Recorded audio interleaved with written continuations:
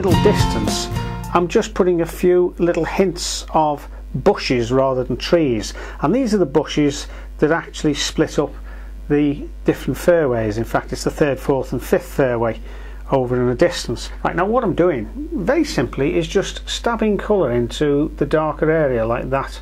As long as they're random in terms of spacing and size, then it'll look convincing. Now I've moved on to putting some trees in behind the clubhouse.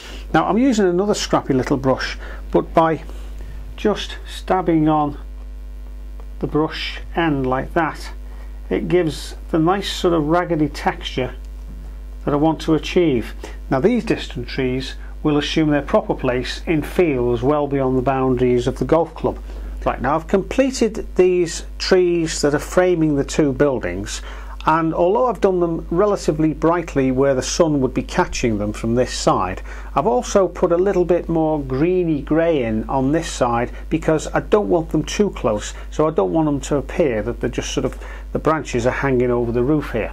Now I've got a reference photo in black and white printed on the fast draft setting on the computer because that's all it is. It's a reference photo. I'm not going to have to put this in a frame, so don't waste ink. But it's big enough at A4 size to let me see where the doors and windows are and how big they are and where they're positioned. But by looking at that, what I can see is I've got to do something to this roof line and just adjust the overall proportions of the building slightly. You do need to adjust things as you go along, and oil painting allows you to do that. To get a nice reasonably straight line, what I'm going to use is this little device, and all it is a stick about 18 inches long with a couple of blocks of wood glued to either end, and that goes on the canvas like that and sits, as you can see with my fingers behind it, it sits about ½ an inch off the canvas. And what that allows me to do is to run a paintbrush, but to run the ferrule, the metal ferrule of the paintbrush along this straight edge. It's no use running the hairs along because they'll bend and you'll get a wavy line. Now you can buy this sort of thing in an art shop, and it's called a marl stick, and normally it's a round piece of rod and fairly pricey. Now to paint the windows and doors, what I'm going to use are a couple of cheap nylon brushes, because with them being flat and having a nice chisel edge and fairly soft bristles, they'll allow me to just almost in one stroke paint a window or a door or some other straight edges. See how easy that was? Just running the ferrule along that edge there. Now coming back to the photo, this roof line here is a much shallower angle than I've painted at the moment, so rather than painting the roof here and extending the building, which is going to change too much for me, what I'm actually going to do is paint in some more of these trees here on this corner, and then take the roof line from this corner here, more or less its existing position, and take it back across here at that shallow angle. Okay, can you see how I'm doing this? I'm actually just in effect growing the tree into this roof for a moment. Now that's a much better roof line from my point of view, and I can fill in the colours and the subtleties and the details now much more confident that I've got the shape right. I've also put a representation of the rest of the clubhouse in here. I wasn't going to do that originally because I thought it was going to be covered by a large tree, but when I thought about it, you're going to see bits and pieces of this part of the clubhouse showing through the gaps in the trees. Now the way I'm going to add texture to these windows is by putting some quite light grey blue paint on, which I've mixed from ultramarine blue, touch of light red and mostly of white. In fact, I think that could come a little bit whiter. I've stabbed in some darker colour here for some of the bushes and shrubs that are planted at the back of the 18th green and in front of the pro shop here, and that's really useful for me because as well as adding a little bit of extra interest and a variance of texture from the straight up and down lines of the buildings, it also means that I don't have to worry about getting the bottom of the building exactly straight and in line.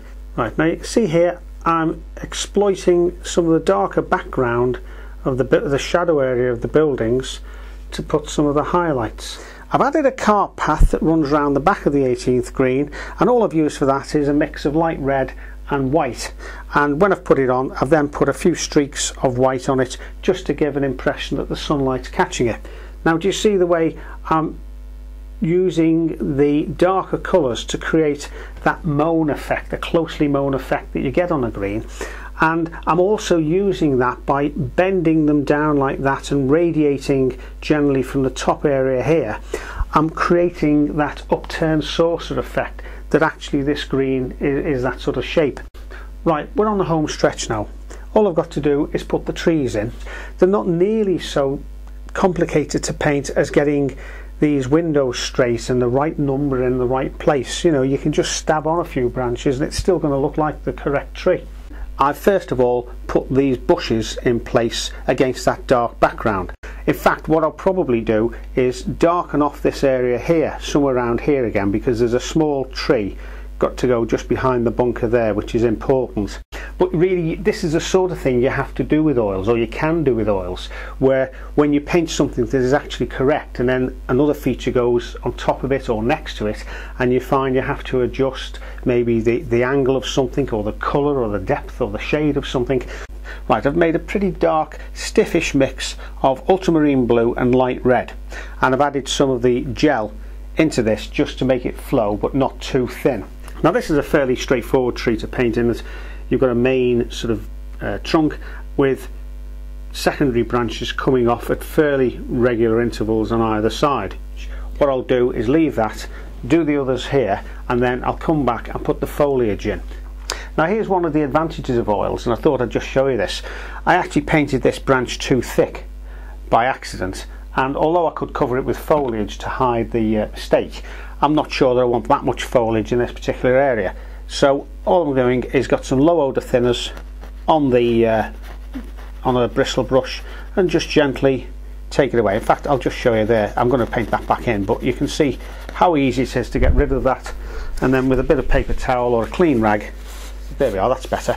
No disaster. Just go over it with a little bit of low odour thinners and take it back. Completely disappeared, providing the underpainting is dry. The underpainting, the previous layer, must be dry, otherwise you will get in a mess.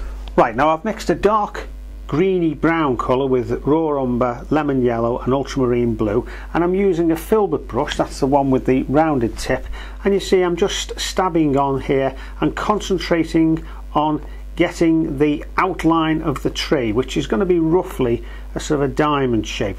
What I actually did was put a medium to dark green on top of the almost jet black, not completely covering it, but just here and there, particularly in the centre of the tree.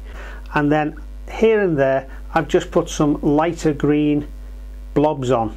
I've actually put the frame round temporarily because it allows me to check whether there's any feature that's too close to the edge that's going to disappear, or to make sure that the walls are upright alongside the frame, because those things do jump out if you don't get it right. So it's always useful to check it out by putting the frame on before you finish. Now, the figures are only going to be very, very small, so I'm really going to rely on basic shapes. Just a few triangles, a couple of blobs for the head, and maybe a square or an oblong for the body. Just simple shapes like that. And that also, of course, gives the scale and the size of the figures and the distance you are from the green. So there we are, the finished painting. Here's the President having his putt, maybe to win the match. I hope you've enjoyed these 3 tutorials on producing an oil painting. Above all, I hope the President likes his picture. All I've got to do now is to just sign the painting, and then it really is complete. And I hope you might have a go at an oil painting. It really isn't difficult, and it is quite a forgiving medium. So enjoy your painting, and I'll see you again sometime. Cheers for now.